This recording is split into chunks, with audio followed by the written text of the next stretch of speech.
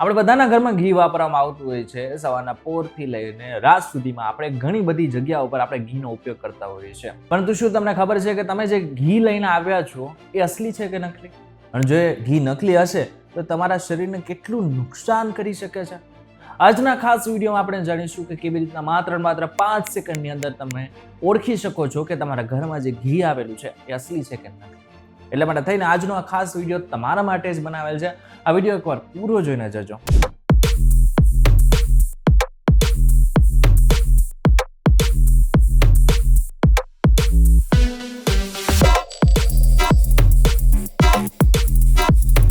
નમસ્કાર, welcome back folks VTV digital ઉપર તમે જોઈ રહ્યા છો ડેલી ડોઝ અને હું છું આપનો દોસ્ત કરણ ચાવડા. સૌથી પહેલા આપણે સમજી લઈએ કે આ જે નકલી ઘી છે એકચ્યુઅલમાં છે શું. નકલી ઘીની અંદર વનસ્પતિનું તેલ જેને ડાલડા કહેવામાં આવે છે, આની સાથે સાથે હાઇડ્રોજનેટેડ ફેટ ઉમેરવામાં આવે છે જેથી ઘી ઘાટું દેખાય. અને નકલી ઘી અસલી ઘી જેવું જ લાગે અને એના અંદર સુગંધ પણ એટલી આવે એવી જ આવે. એટલા માટે થઈને કૃત્રિમ રસાયણો એટલે કે જે કેમિકલ્સ નાખવામાં આવે છે અને આની સાથે એની અંદર ફ્રેગ્રન્સ ઉમેરવામાં આવે છે કે જેથી જે ઘી હોય છે એની સુગંધ એના જેવી જ એટલે કે અસલી જેવી જ લાગે. હવે જે નકલી ઘીનો ભાવ શું હોય છે ખબર છે તમને? જે અસલી ઘી હોય છે ને એના અડધા કરતા પણ અડધાનો ભાવ હોય છે, પરંતુ એ માર્કેટમાં અસલી ઘીની સાથે જ વેચાય છે. એટલા માટે થઈને તમને એ ઘી મોંઘું પણ લાગે છે. હવે વાત કરી લે કે જે નકલી ઘી હોય છે એને જો તમે ખાવ છો, વાપરો છો તો તમારા શરીરને કેટલા નુકસાન થઈ શકે છે. સૌથી પહેલું, વનસ્પતિ તેલ રસાયણો પાચન તંત્ર ઉપર ખરાબ અસર કરી શકે છે જેનાથી અપચો, ગેસ અને પેટમાં દુખાવો થઈ શકે છે. આની સાથે સાથે નકલી ઘીમાં હાઇડ્રોજનેટેડ ફેટ એટલે કે ટ્રાન્સ ફેટ હોય છે જે ખરાબ કોલેસ્ટ્રોલ LDL ને વધારે છે અને હૃદયની બીમારીઓનું જોખમ પણ વધારે છે.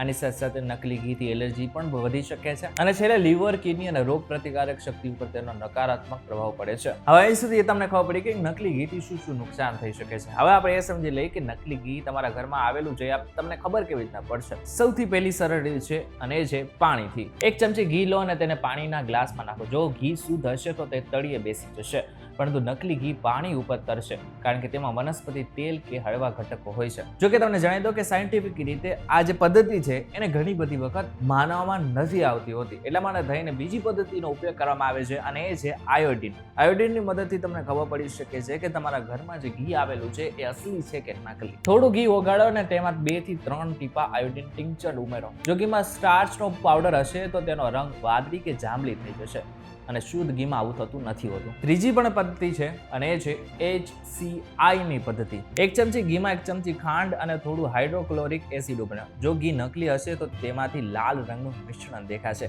જે વનસ્પતિ તેલની હાજરી દર્શાવે છે. આના પછીનું જે ટેસ્ટ છે ને એ સૌથી સરળ છે અને તમે ઘરે બેઠા કરી શકો છો અને એ છે ગરમ કરીને તમને ખબર પડી શકે છે કે તમારા ઘરમાં જે ઘી આવેલું છે એ અસલી છે કે નકલી. થોડું ઘી ગરમ કરો. શુદ્ધ ઘી શાંતિથી ઓગળે છે અને ખુશ્બુ આવે છે. નકલી ઘી ગરમ કરતી વખતે ફીણ પણ આવી શકે છે અને થોડી અલગ ગંધ આવી શકે છે. અને છેલ્લો અને મહત્વનો ટેસ્ટ એ છે સ્વાદ અને ગંધથી પણ તમે તપાસી શકો છો કે અસલી છે કે નકલી. સામાન્ય રીતે શું જોવામાં આવે છે કે જે અસલી ઘી હોય છે ને એનો જે સુગંધ હોય છે એ ક્યાંક ને ક્યાંક ગાયના દૂધ જેવી હોય છે અને એનો સ્વાદ પણ ખૂબ જ સારો હોય છે. નકલી ઘીમાં કૃત્રિમ ગંધ કે સ્વાદ હોય છે જે શુદ્ધ ઘીથી અલગ પડે છે. તો આ કેટલીક રીત હતી કે જેના દ્વારા તમને ખબર પડી શકે છે કે તમારા ઘરમાં જે ઘી આવેલું છે એ અસલી છે કે નકલી. ત્યારે આ બાબતને લઈને તમારું શું કહેવું છે અમને જરાક કોમેન્ટ કરીને ચોક્કસથી કહેજો. વિડીયો થકી જો તમને કોઈ ઇન્ફોર્મેશન મળી તો વિડીયો લાઈક કરો, શેર જરૂરથી કરજો. તો આ જ ઇન્ફોર્મેટિવ વિડીયોઝ માટે વીટીવી ડિજિટલ સાથે જોડાયેલા રહેજો.